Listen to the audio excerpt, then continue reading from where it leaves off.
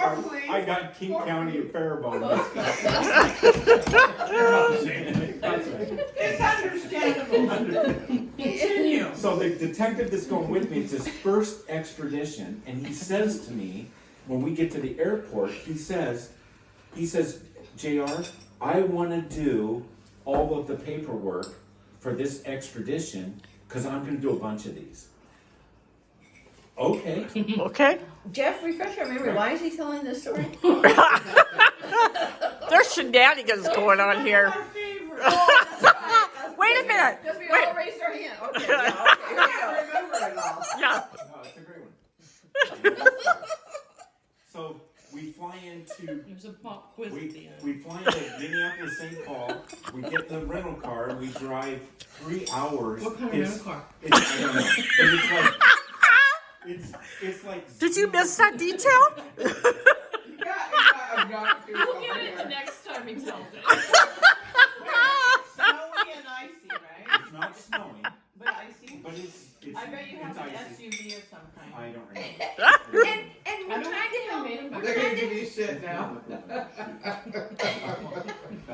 and we're trying to help Yes. Martin understand the Yes. story Yes. here. Yes. Is he live on there? No, I'm recording this, so. He wants in. We want him in on the action here. I just missed the part where JR says, have I ever told you this story? If anybody's heard it, raise their hand. And Mary Kay is like, Alcohol may have been involved. oh, maybe. Okay. Woo, So- okay.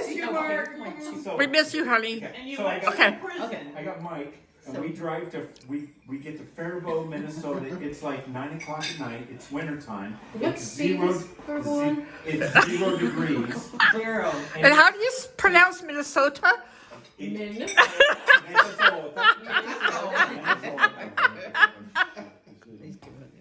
And so we get there, it's like 9 o'clock at night, it's dark, it's like 0 degrees. I knock on the door, and this sergeant comes to the door and lets us in.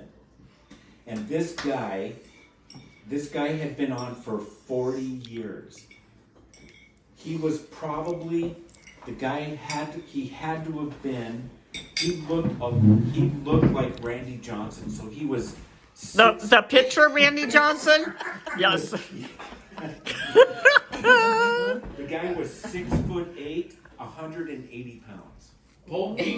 The guy, I looked at, and he had, the sleeve. Gotta do this, Kathy. Oh yeah, here we go.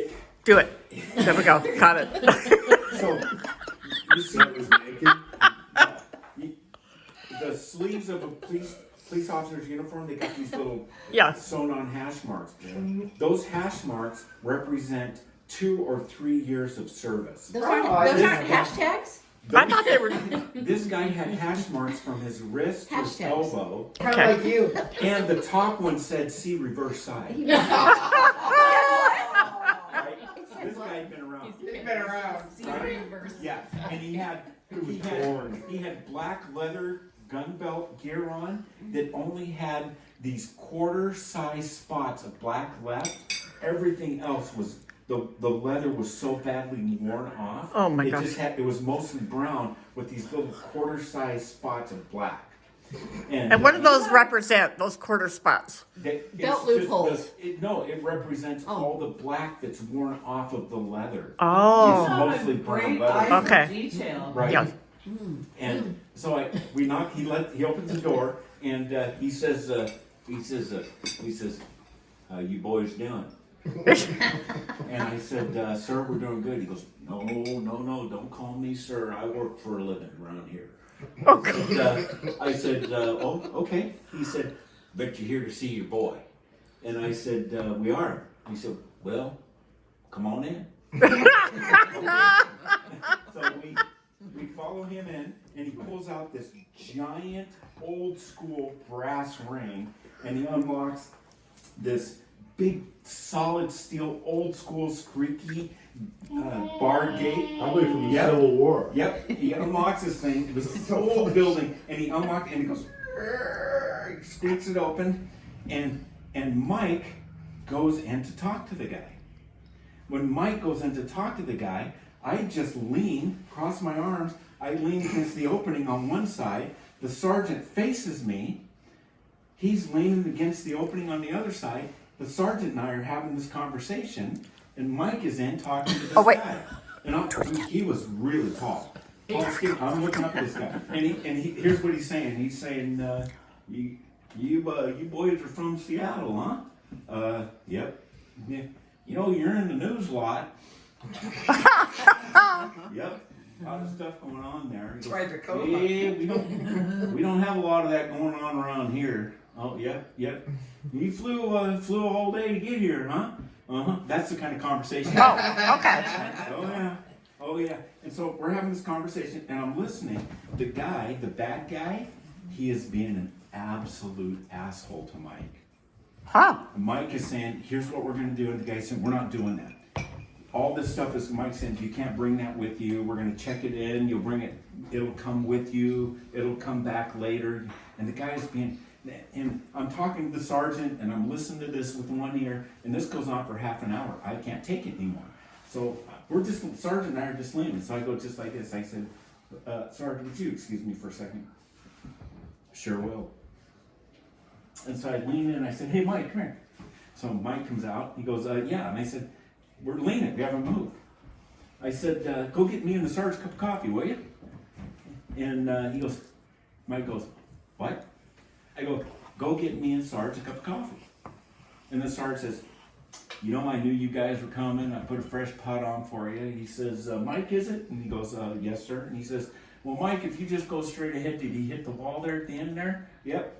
Turn left, there's a door there. Go straight ahead. You'll go right into the kitchen. I put a fresh pot on. I was expecting you boys."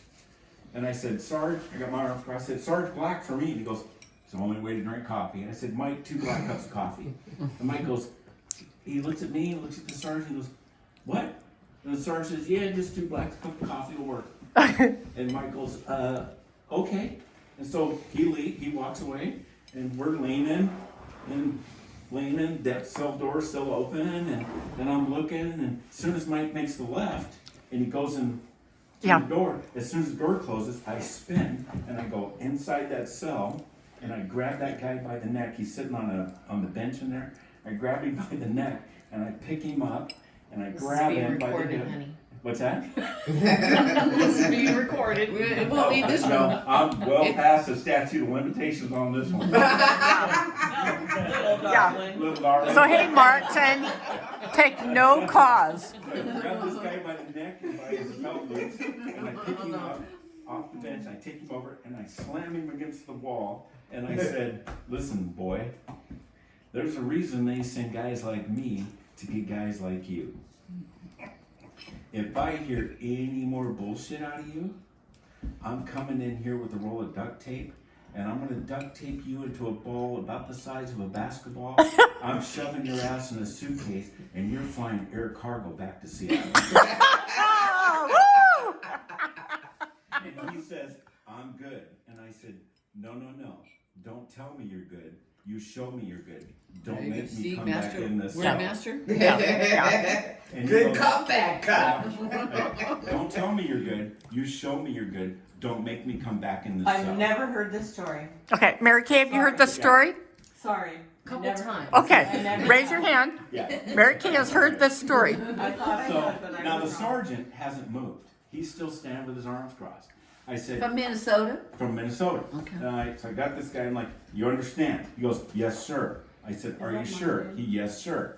I take him over, throw him back on the rack. As I'm coming out of the cell, Mike comes walking up with 2 black cups of coffee. I get my cup of coffee. Mike gets his cup, hands his cup of coffee to the sergeant, who hasn't moved, he's still leaning. Sergeant gets his cup of coffee. I get mine. I go back to leaning. Mike goes into the cell, and he says, "Let's start over." The guy says, "Yes, sir." The sergeant goes just like this. He goes, "Attaboy." That's excellent.